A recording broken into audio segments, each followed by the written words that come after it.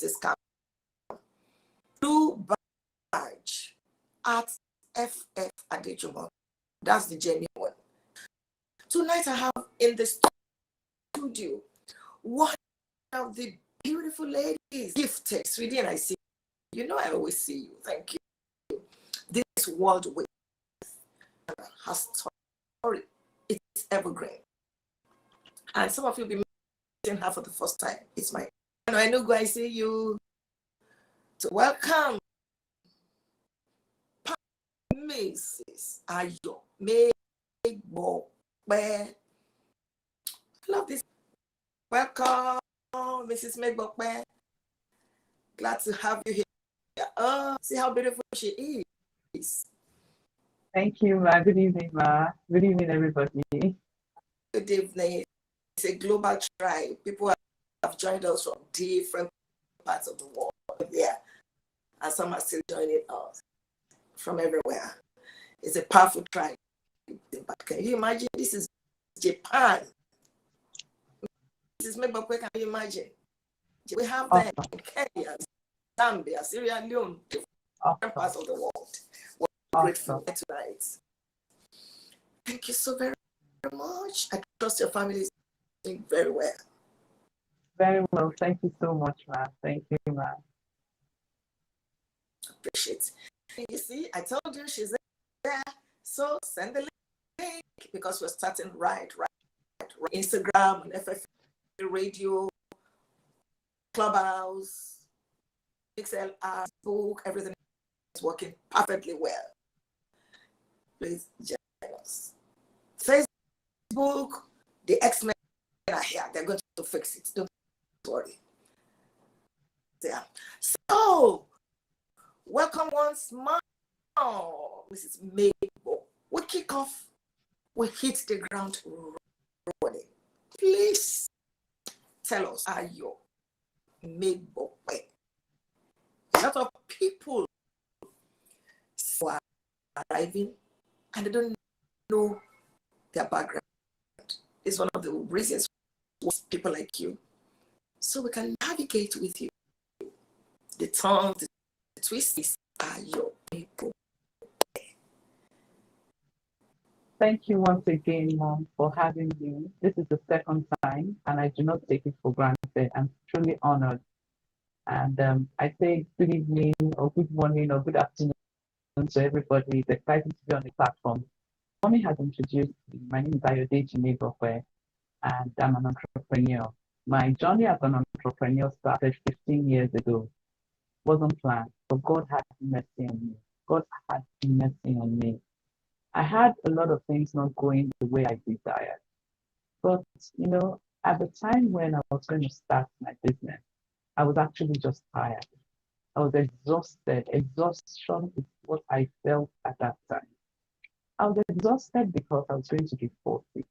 And I could not record anything I had done as successful. At that time, I was working in Corona Philippines. I was working as a secretary. I had worked there for 9 years. And I was grateful. I was married. I had 2 children. But there was just this void in my heart. There was that void that kept me wondering, what legacy am I leaving behind? Who am I? I really could not, say who I was. I'm going to interrupt you. Yes. Before you go into your business, I want to know who you are. Who are you? Where are you coming from? First of 5 children, or until you got into business. With people that may feel, oh, father just dumped business. But who are you? Tell us your background. It's going to help us. I'm so sorry to. No problem, ma'am. I am the second of 5 children. I started rather poorly, not because I wasn't intelligent, but I had a lot of issues that nobody knew about. I had a lot of dark secrets. And one of the dark secrets is that, or was that, I was abused. I was abused by my uncle. And the abuse started as young as, I think it was 5 or 6. and nobody knew about it. I was constantly threatened that if I told anybody I was going to be killed. I honestly didn't know what was happening to me at that time. And all of that, destabilized me, affected my academics and everything. And I began to blame myself because I wasn't the only daughter.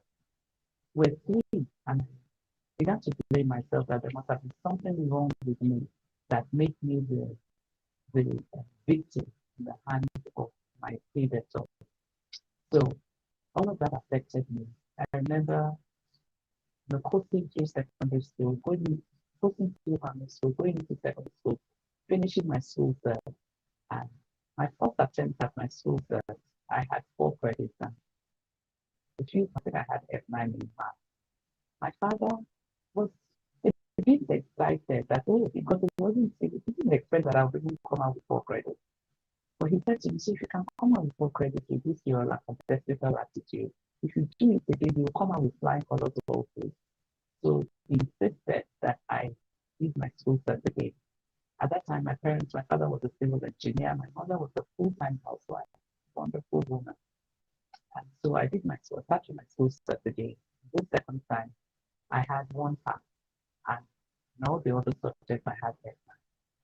My father was completely frustrated. My mother, she just kept saying to me that I'd always known it, that, this is the path you have chosen to follow. So my father was very upset, and I remember that when I got home with my result that day, he said to me, step out of the house now. Go and think about what you want to do with your life. And that was exactly what I did. I left the house that day, and when we were living in Mission, I was roaming around the streets of moving what was I going to do with my life? What was I going to do with my life? And I remember passing by typing and shorthand school. And I looked up, I saw the signage of the school, and I saw after I got in, I realized that the man I saw was the proprietor of the school. So I went to make inquiries. And I said, oh yes, man, that was typing and shorthand. He did some tests for me, and I passed the test. And I remember going home, showing my father the script of the test, the result of the test. And my father just shook his head. He said, you have such great opportunity that you disposal, but you have chosen to go down the ladder. You have chosen to go for the lift. Don't you know that you're more than this? I didn't care. All that mattered to me was that I had found something to do. And that was how I started. I started attending that typing and shorthand school. I was in that typing and shorthand school for over a year. And somehow I began to be serious. And my father said, okay, it looks as if you are beginning to get some sense of direction for your life. And then my father took me to a secretarial school. I went for the secretarial school. I did my OND. I did some external exams, those who studied as secretaries, Pitman, RSA, and all of that. Ayo, I'm sorry, I'm going because you are cracking. We can't really hear you. You're cracking. So please leave and come back in. Fantastic. This is getting beautiful. That your back is on the ground. Look at what this lady has been through. She said she was raped at the age of 5. And that affected everything about. So when she wrote her exam in high school, she had F9 in mathematics. That's a failure. And then 4, she didn't hear some part. And 4 credits to write the exam. Nobody knew what she was going through at that time. Because people are saying that you're cracking and then your voice is low. So increase the volume. So look at it. And she's a survivor. Remember, this is Navigate with FFA. Life has turns. That's bring special people like this. So you know that it's possible to rise up again. It's possible again. Thank you so much for being vulnerable to share that part of your life with us. Yes.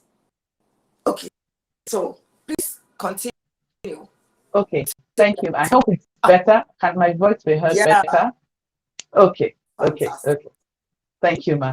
All right. So so I was able to finish my secretarial administration, and from there I started work. I was still second guessing myself a lot. I was haunted by the different experiences I had had.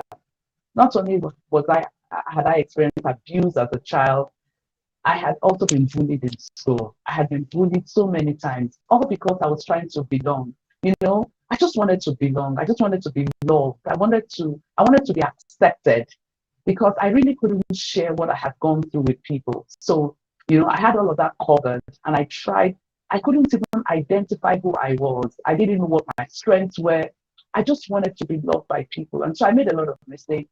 I had boyfriends who abused me. And got to a point when I said to myself, my life has to have meaning. Even though I didn't know what that was all about, I encountered Jesus. I remember giving my life to Christ when I was in my final year in the secretarial school. And that, of course, started another journey for me. And my first place of work was in a manufacturing company. I was a secretary there for a few years, and a few years after I got married. Getting married was a leap in life, was a huge step, was a ladder that God gave me because God gave me a man that believed in me. One of the things I learned, even as I gave my life to Christ, was look, be authentic self.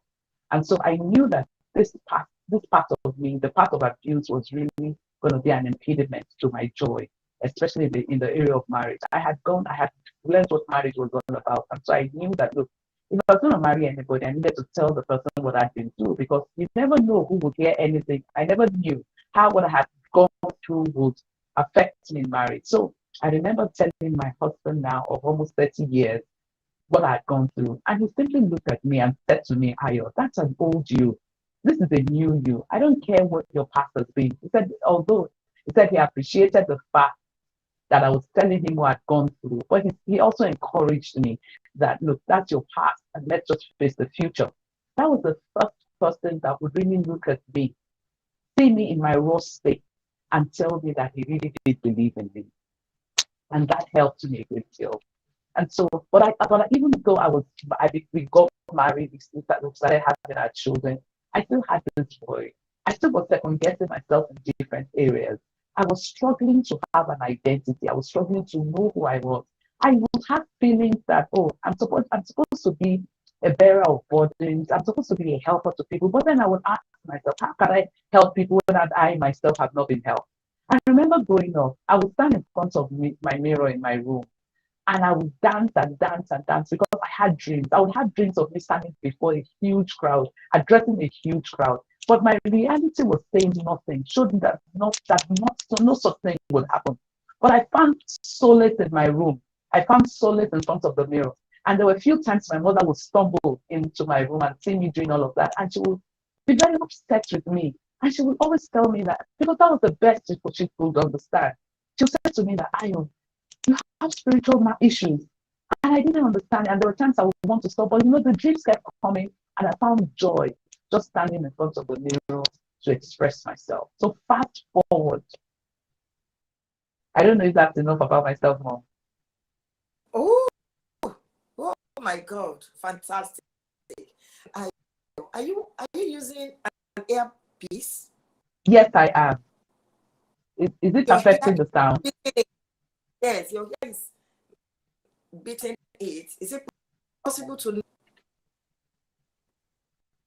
Hello? Is it Okay better? now? Okay.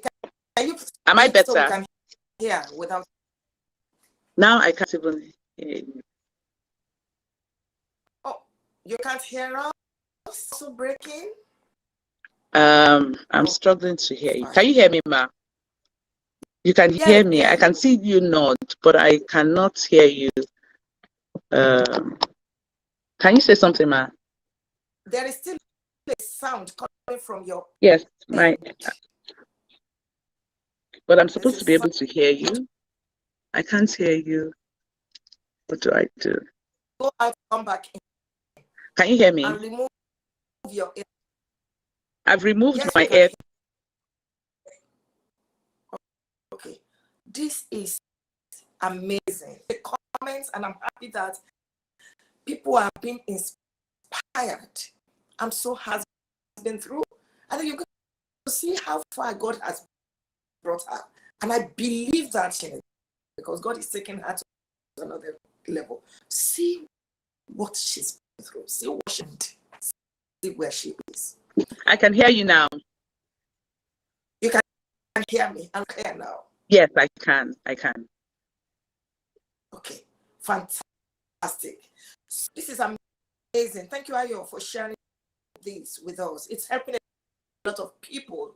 Can you hear me? Is it breaking? I'll ask you the next question. I will give it to your husband. God bless him. Blessing people, blessing him. Somebody said he's a real man. That's our tribe is proud of him, and that he's an example. Ayo, can you hear me? Yes, I can, ma. Okay, fantastic. Now we're going to your business life. You are a highly successful business and an inspiration to many. How did you get money to start your business? Thank you, ma. So I worked as a secretary for 20 years. And like I said earlier, my last place of work was Corona School Ikoyi. I was very happy working in Corona all those 9 years. But I got to a point where when I was going to be 40, and I was suddenly dissatisfied. I was suddenly uncomfortable. I was suddenly hungry for more. And I was tempted to ignore that feeling because there was nothing else to do. Number one, at that time, I didn't have a university for education. And so that was something I was terribly ashamed of, something that I was terribly intimidated over. So I was almost tempted to say, you know what, let me just stay here. A bird in hand is worth two in the bush. That was what I was tempted to say. But the dissatisfaction would not go. I kept being very, very uncomfortable. And I said to myself, of course, like I said, I had become a Christian. Not only had I become a Christian, I had become a pastor's wife. But also, I found out that, look, your joy in life is not in the titles you bear.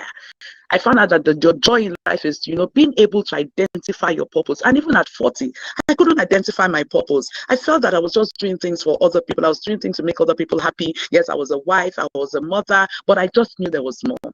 And so I decided to leave Corona. It was a tough decision to make. But again, thank God for my husband. My husband, I shared my dream with. Did I have a dream? But I just told him that I was not satisfied where I was. Okay, so of course, the first thing he asked me is, what do you want to do? I honestly did not know what I wanted to do. But I looked back and I felt, and I realized that I'd really enjoyed working in Corona for those 9 years. And I said, okay, let me open a daycare center. So that was the vision initially. And my husband agreed with me, and we trusted God. I went for this Montessori training when I resigned with more than what Corona had paid me as my, as what they were giving me when I was leaving. But when I finished that program, when I finished that Montessori program, I found out that there was still a void. And I was very ashamed to tell anybody.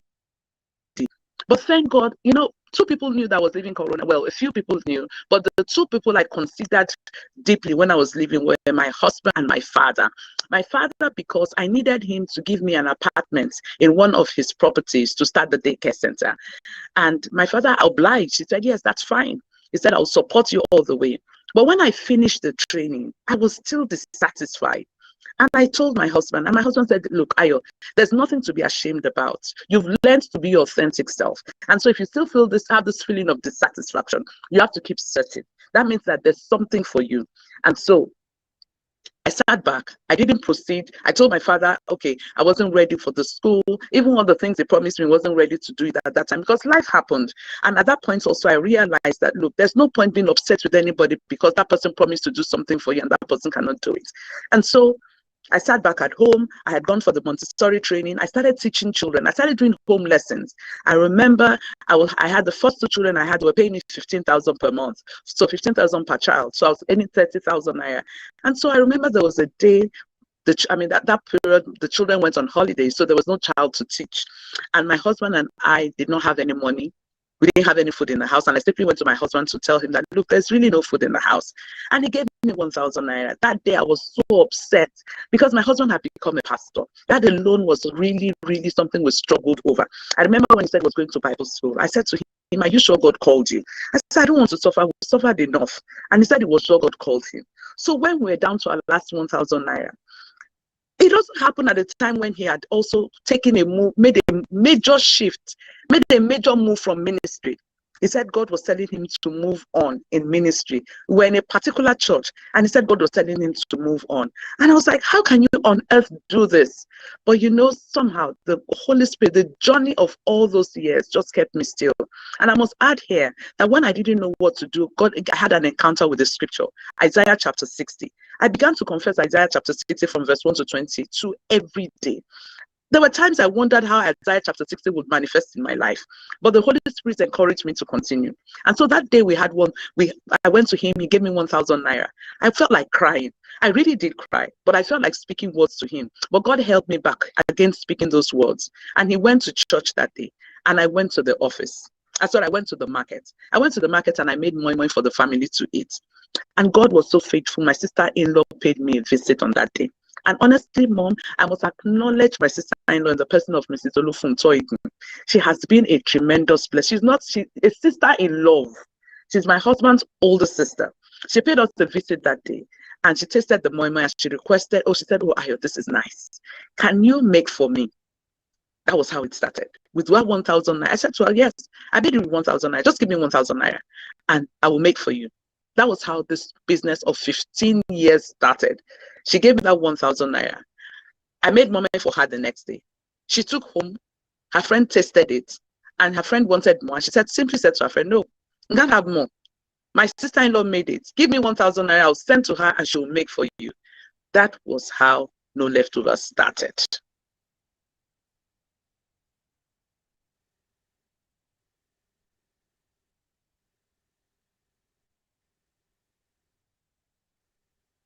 Oh, I can't hear mommy.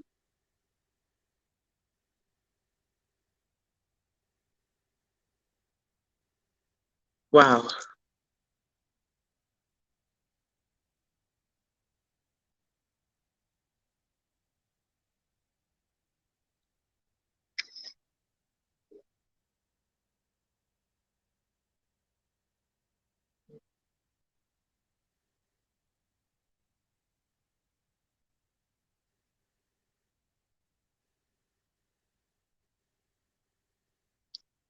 Am I the only one that can't hear you, mommy?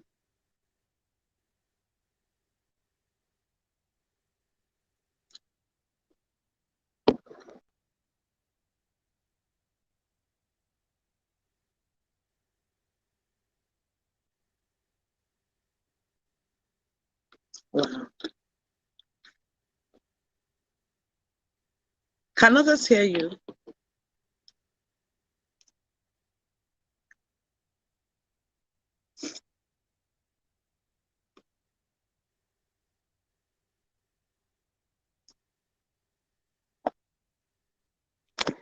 I can't hear mommy.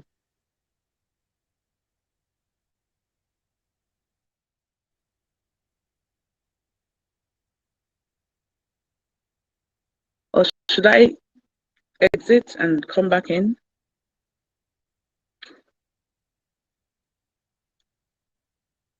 Okay, I'll exit and come back in.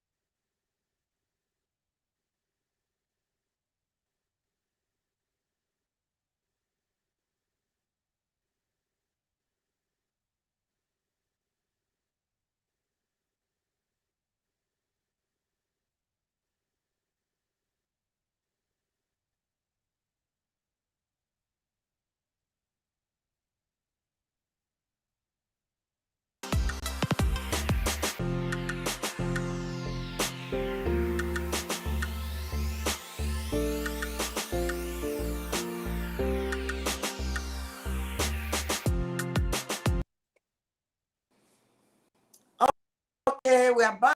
Thank you. Oh, jeez. Sorry, mommy. Okay. Can you hear me? Yes, ma. Oh, wow. Fantastic. 1,000 naira. I don't want to interrupt you again. Please go ahead with your story. So how did you get Okay. 1,000 naira? Woo. Okay, so thank you, mommy. So that was how that was how the business started. So the business started with that, my sister-in-law, and then from there, my neighbors. So I was so excited when my sister-in-law sent that 1,000 naira. And then I took some of the moimoi that I had made for her and ran down to my neighbor and said to her to taste. My neighbor tasted it and she was so excited. She ran up to me and she said, please, please, please, where did you buy this moimoi from? I said, the factory is in this house. She was excited. She gave me 1,000 naira, and that was how I got courage. I said, if these two people really did love my moimoi, then others will. The next familiar environment that I had was the church. I was a pastor's wife. That required a lot of wisdom. How does a pastor's wife turn up and say she's a moimoi seller? I had never heard it anywhere. But I said to God, God, give me wisdom. And I remember that particular day when we went to church. My husband said to everybody, say hello to your neighbor. And as soon as somebody came to me, I said, I have moimoi in the car. The children started coming to me to say, hello, mommy. I said, tell your mommy, pastor has moimoi in the car. That was how the church embraced my moimoi. After a while, I found out that my sales in church was dwindling. I was tempted to begin to second guess myself again, because that voice that used to tell me that people don't like you was beginning to sneak in again to tell me that they're not patronizing you because they don't like you. But I had learned through the word of God to begin to believe in myself and to know who I am. And so I just knew that if this is happening, that means that God has a bigger door for me. I ignored all the no patronage or low patronage I was experiencing with the church, and I went back to God. I said, God, so where do I go? God said, yes, you've come to me again, so I'm going to show you where to go. I said, God, where do I go? God said, go to the gate of Corona School and begin to sell this woman. When I heard that voice, I felt it was so humiliating. I was beginning to be confused. I said, is this God? How can God tell me to do such a humiliating thing? I left Corona and told all of them I was going to open my school. Have I fancy me turning up in Corona with a cooler of moimoi and saying, how do I even go about it? And I heard the still small voice of God saying to me, it is I'm going to do a great thing through your life. And I humbled myself. Mommy, it took me a lot of humbling myself. I humbled myself and I turned up at the gates. I knew the drill at Corona. I knew that the gates of the gates of the school will be flung open to parents at 2:00. So I positioned myself. at the gate.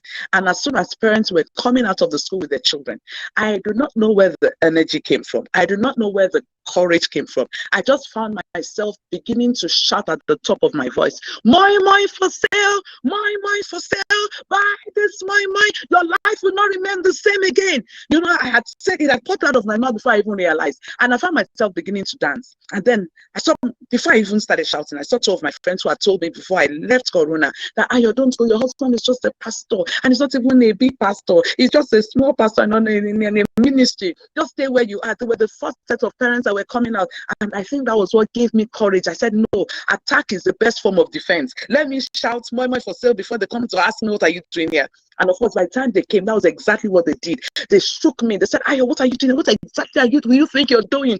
You're hawking Moimoi at the gate of Corona? I began to dance. I said, this Moimoi is not the Moimoi you know. It's a different type of Moimoi. The joy that filled my heart and my soul was inexplainable. I began to dance, and of course, I was a spectacle. People came to buy for different reasons. Some came to buy because they felt sorry for me. Some came to buy because they were curious, and some came to buy because they really found my situation very hilarious. But that did not deter me. I sold everything at that gate on that day.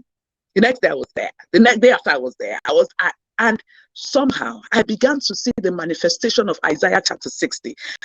My perception began to change. As soon as they would come to me, I said, yeah, these are the Gentiles coming to my life. Of course, you don't have people who don't have money sending their children to Corona School. And so I began to envision them as the kings that are coming to the brightness of my rising. As they came, I continued to speak the word. That was how I got courage.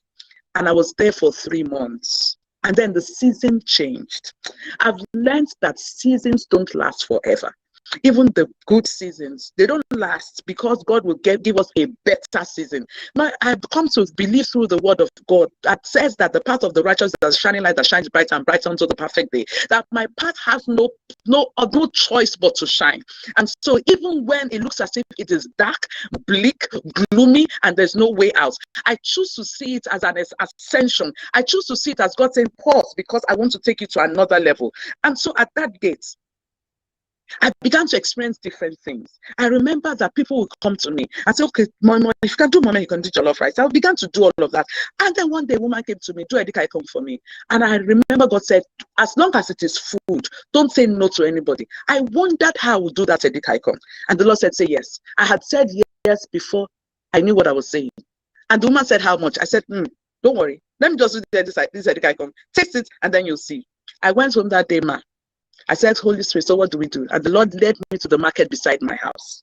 He said, and as soon as I got to the market, he showed me a woman. I said, go to the woman. The woman was selling ugu, crayfish, and all of that and all of that. And I said to her, madam, I want to cook edikaikom. I said, why are you telling me what you want to cook? Buy what you want to buy. Guess what, ma? I said to the woman, please, I don't know how. Please, I want to cook edikaikom. She said, let him do you. Why you can't they look like somebody with desperate like this?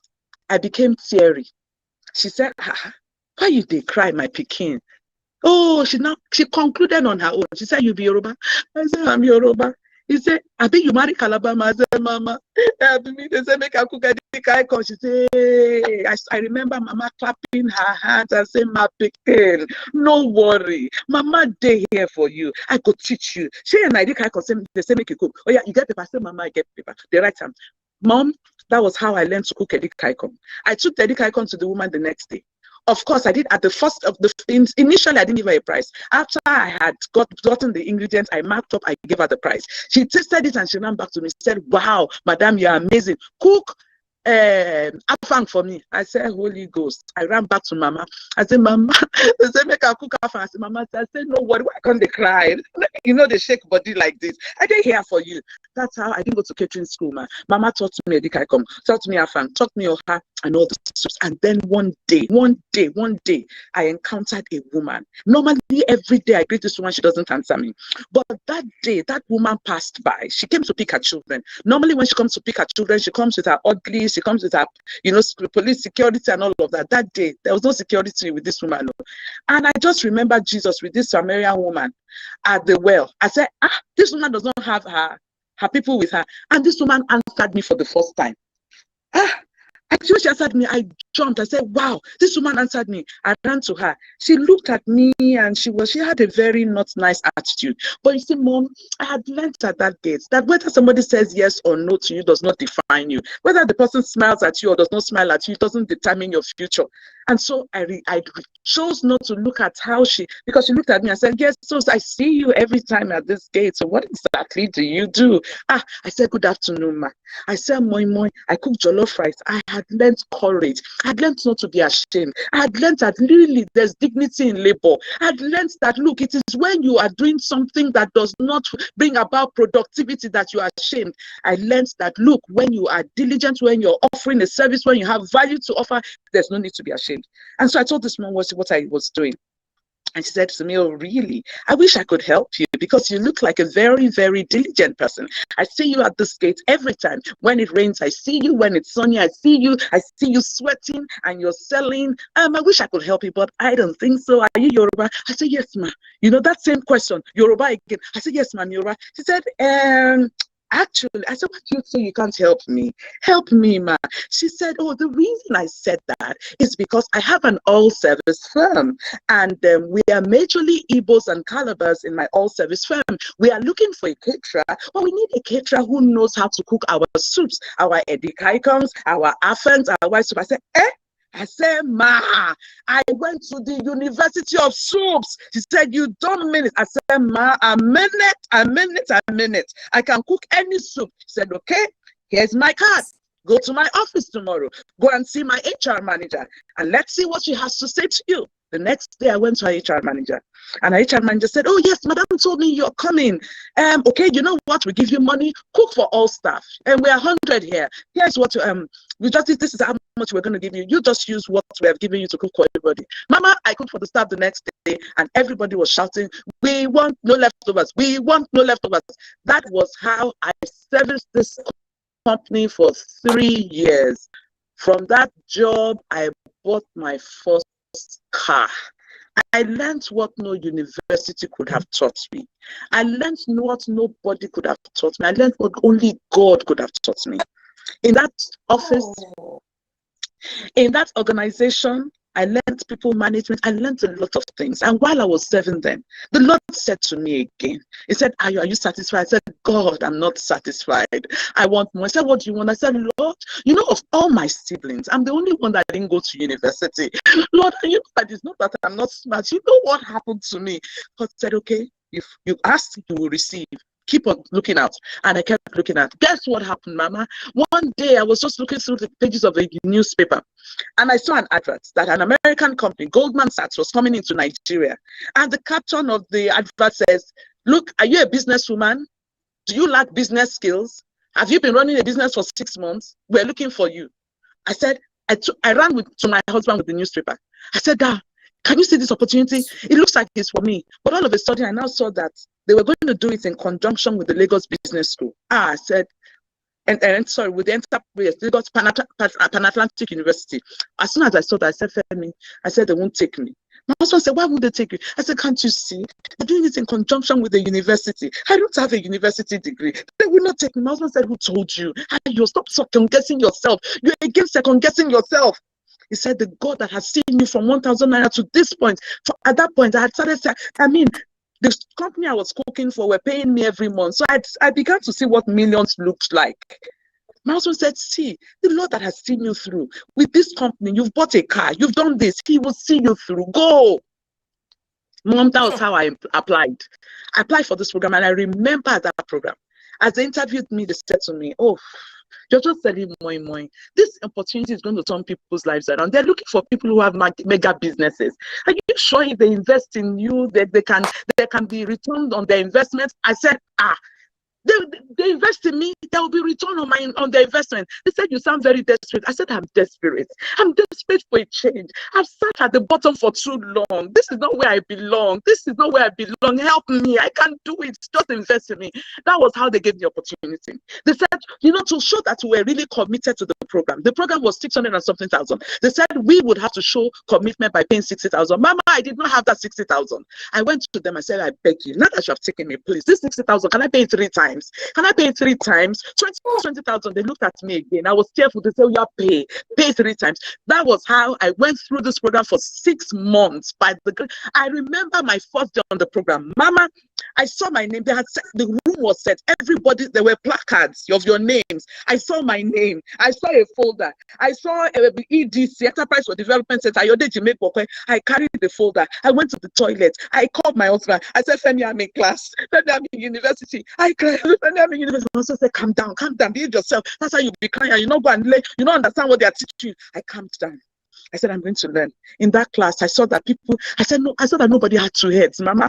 I heard women's stories, same story as mine. I said, nobody. I said, it's not written, failure is not written on anybody's face. It's me that has been carrying failure on the top of my head all these years. I said, failure is not written on anybody's face. I sat down. There were things I did not understand. I remember there were times I would cry. I said, this math again, I don't understand this math. I would cry in class. I said, God, will I ever graduate? I would come home. My husband said, no, tell me, Ayo, you can do it. I thank God for my husband, after Jesus, my greatest cheerleader. He would say, Ayo, you can do it. Go back to class. Mom, that was how I graduated after 6 months. It looked as if nothing would take place. And on the day of graduation, what the director said, I want 3 women who will share their stories. At that point, Mom, I had known like never before what it meant to be my authentic self. Not to form, not to pretend, just to be myself. And the director said, we need 3 women who will share their stories. I didn't raise up my hand. Then he looked at me and said, I want you to share your story. I said, Mr. Banky, they are Americans. The Nigerians are struggling to still understand my English. How come me will not speak before Americans? Said, Ayo, whatever you want to speak, speak it. You're going to share your story. and I went to God. My husband was at that program. I told my husband said, don't look at anybody, Ayo. Just be looking at me. I'll sit in the middle of this hall. Just be looking at me as you talk. I said, okay. I went to the bathroom. I prayed. I said, God, what do I say? The Lord said to me, glorify in your infirmities. Said, glory in your infirmities. Tell them how you started. And that was how it went. Was my turn. I stood before the crowd. I refused to look at anybody but my husband. I said, because he just sat, my husband, if you know my husband, your mom, you know him, he's very quiet. He was just sat down like this and kept nodding. Go, girl. It was thumbs up. Keep going. And I said, I'm a woman who knew nothing. I failed so many times. I was a woman who said, I've toiled all night but caught nothing. But here, check me out. Now I know what benchmarking is all about. I know what strategy is all about. I know what branding is all about. And I could not believe it as the crowd roared in joy, applause, and everybody was like, oh my God, keep going, keep going. When I finished, the Americans came to meet me in that hall. Ayo, you are amazing. I looked behind me and I felt maybe there was another Ayo. I said, no, it's you. I said, really? I'm amazing. Say, yes. You're a fantastic public speaker. I said, who, me? Say, yes. We want to come to your office. I said, you're making a mistake. I don't have an office. I do all this cooking in my kitchen. They said, oh my goodness, Ayo, we're coming. I said, no, you don't understand. I don't live on the island. I live in a place called Pangrove. There's a lot of fighting that goes on there. I mean, if you ask the directors of EDC, they'll tell you can't go there. They said, no, Ayo, we're coming. If you can come to EDC, if you could have come on this 10,000 women program, then we're going to come to your house. Mom, that's how they came to my house. Oh. The day they came to my house, I thought it was a small thing. I didn't know God had something up his sleeves. And if they said we're going to come at 7:30, I had done, I tidied up the house. My husband tidied up the house. I had one mama was working with me then. And then all of a sudden, I could hear noise outside. I was like, what's this noise all about? And I saw that there was some sort of some sort of panic outside. And I looked out and I found out that there were policemen all over with guns. I was like, I began to cry that, why is it today that the Americans have chosen to come, the policemen are all over the place? Until I saw my security man, the Baba that watched over our gates, our gates at that time. He was jumping up and down. I saw 3 embassy buses. I saw white men in the buses, and everybody was packed in front of my gates. The policemen had stopped traffic, and they said they were looking for no leftovers. I said, what? I called my husband. I said, look at the crowd. My husband said, this is the Lord's doing. Be calm. Oh my goodness. I felt like Mephibosheth that day. And then I began to panic again. And when I saw them drive in, I looked from my balcony, I saw them drive in. I saw their buses, I saw them bringing out their cameras, I saw them bringing out their lights. There was normally no light at that time at number 79 Shikbelu Street. And then I began to panic. I said to my husband, honey, there's no light. We just have this small generator. My husband said, I said, calm down, Ayo. If it's God, if it started, he will finish it. As soon as the first American set foot in the house, Mom, lights came. I screamed. My children screamed, there's light. And the Americans came. There was no need for the generator. NEPA brought lights and they did all the recording. What did they come to record me doing? They came to record me rapping Moimoi. It sounded so ridiculous. They interviewed me, interviewed my children. My children said, Mom, you're a star. I said, good. Isaiah chapter 60. Gentiles come to my light, kings to the brightness of my rising. I lift up my eyes and see him, and my heart fed and is enlarged because the abundance of the sea is converted unto me. Oh my goodness. As soon as they finished, Mom, as soon as they left, we saw them off. Light went. Oh my goodness. At that point, I didn't need any more prophets to tell me that God was on my case. So to cut the long story short, I'm going to jump because I know time is against us. That was how it all started. After they left, they sent a letter to me. We want you to come to America. I said, me, come to America. My husband said, stop second guessing yourself. What is on your matter? That's how I went to America, spoke to their AGM, at their AGM. Before I spoke at their AGM, they said to me, Ayo, we have to school you a bit more. We know you're a fantastic speaker, but we're going to tell the director of our press unit to take you through some classes. I didn't know that the sons of strangers were building my walls and kings were ministering unto me. That's how they put me through this training. And then they stood me before at the AGM to speak about my experience. And as soon as I finished speaking, I looked up and I saw a lineup of people waiting to shake me. I said, God, is this a dream? If it's a dream, I don't want to wake up from it. And that's how it continued from one level to another. I remember getting an invitation, come to America. Can you afford? Can you give us the time for you to be mentored by Fortune Mentoring Women? Can you give us 3 months of your time? I said, I will give you 1 year if you want. That was how I was taken again to America. Mom, this journey has continued. I remember going to Switzerland, invited for the World Economic Forum, and I'm asking myself, how on earth have I gotten here? I remember at some point after that 3-month mentoring program, they asked me, what do you want? And I knew that what I asked for was going to be very important. God told me, you're like Solomon this time, be mindful what you asked for. I said, I want to go back to university. That's how the search for university started. And I ended up at the Manchester Business School. I remember applying for the program. They said, no, don't worry. You've run your business for all these years. We know you don't have a first degree. We know you did secretarial administration. We're going to skip all of that for you. Come on for your MBA. Mom, that was how God did it. When the bill for the MBA came, the bill was like, I think £7,000 or some amount. I remember how I was so excited sharing the testimony somewhere, and somebody said, you know what? I'm going to pay £5,000 out of this money. The person paid £5,000. I said, God, Gentiles come to my light and kings to the brightness of my rising.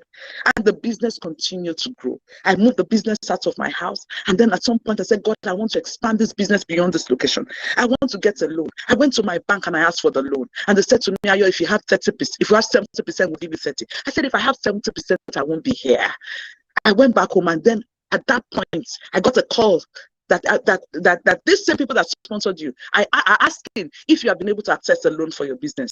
Again, the Lord said to me, don't lie you. I said, Lord, I will not lie. I said to them, no, I went to my bank and asked for money. They said to me, if I have 70, they'll give me 30. They said, don't worry, we're looking for a woman. They said the mandate that the White House has given us this year is to look for 2 women, one out of the women running your program, out of the women that have gone through your program, one that has been able to access the loan. And we found that woman in Brazil, and another one that has been building her business bottom up, and have gone to the banks, and the bank has said no to her. And so because the bank has said no to you, Ayo, we want you to come to the White House. Mama, that's what qualified, not by power, not by might. That was what qualified me for the White House. I went to the White House to share my story, and then 2 years later, I was called back. Moimoi was served at a state dinner. Michelle Obama was to come. I was given the honor of standing on the stage to welcome Michelle Obama. Not only that, no leftovers money was in my hands. I stood in the green room waiting for Michelle Obama to come. I remember my legs were wobbling, and I said, God, if this is a dream, remember, don't wake me up from here. And Michelle Obama walks in. Kings came to the brightness of my rising. She walked in and said to me, Ayo, I've heard so much about you. You are an inspiration. My eyes were laced with tears. I said, God, is this how you do it? And I knew at that time that this breakthrough is not for me. This breakthrough is for me to fulfill that age-long dream that I had of me being a deliverer. God said to me, you will share the story by yourself. You will let people know that with me, all things are possible. That when men say there is a casting down, I will show them that there is a lifting up. And that's why today at 54, I don't feel the way I felt at 40 when I felt hopeless, when I felt that there was nothing good about me. I look up to the hills from whence cometh my help, and I know that this is just the beginning. I'm grateful to God for God. I'm grateful for God for you, Mom. I've watched your steps. I've seen your life, and I know it's possible. I see you in the east of the world. I see you in the west of the world, and I know that this is a woman of like passion, that if God can help her, he can help me. I can see him helping me, and I tell younger women, and I tell other women, he can help you. Hold on to him, follow him, and see his glory rise upon you. In Jesus' name, amen.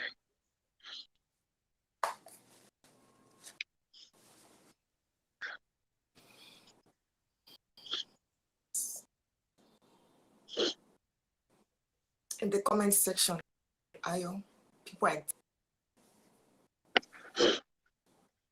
there is a God in such an inspiration. His story is evergreen. People are just like me.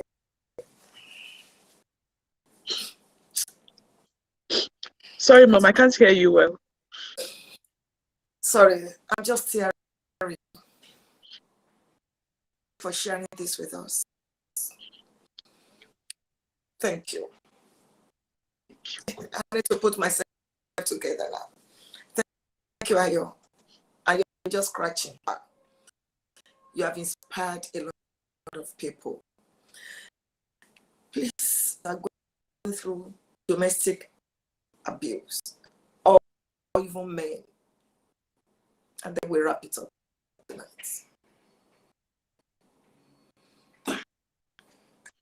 Sorry, Mom, I didn't hear that.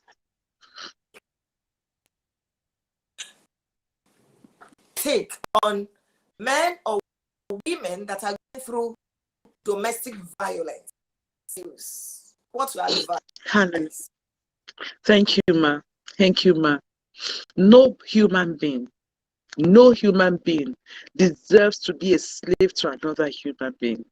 God gave us dominion, not over ourselves. He has not called us to oppress anybody, and therefore we must not allow anybody to be oppressed. And so if there's any woman out there, you know in your heart that truthfully, you're being oppressed, you're being abused, seek for help. And if you're a mother, see, thank God, the days are gone that any mother will hear that her child is being abused, her daughter is being abused by her husband, and he will say, because of society state, that those days are gone. It's better to be divorced, to be separated, than to be in the grave before your time. It's not worth it.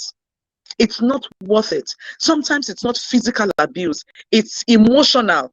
And when it's emotional, you can't be yourself. You don't know who you are. You can't do anything. I'm a product, I can live, I'm alive to tell this testimony because of the great man that God has given me in the person of my husband, who believes in me, who encourages me, who supports me, even when I'm tired, even when I'm not believing in myself, he believes in me. I know women who have who have greater abilities than I do, but because of the trauma they're going through in their relationships, they can't do anything. Listen, God is going to hold anybody who lives below the capacity that he has put in that person. He's going to hold that person accountable. You will not be able to say that it's my husband. So if you're in that position, please seek for help. Don't die in silence. Seek for help. Thank you. Thank you so very much. Just before your final word, some that taught you a come up, fine, and all that. Did you go? Is she aware of what God has done with you? Did you say she aware of what God has done to me? And did you go back to say thank you to her? Yes, Mama. She's not even the only one. I remember when I started this Moimoi, there was a place where my husband and I will go at 5 a.m. My husband, there will be no lights then. He will hold the torchlight. He will carry the bucket. The two of us will go and grind beans. And we'll get up in the morning and we'll start. After God started blessing me, I went back there. I was a blessing to the woman, not only a blessing to her alone, everybody in that house. I have an evangelism, I call it, so I have different evangelism spaces. So it's one of the places. I have women who I empower. I give them money. They've started businesses.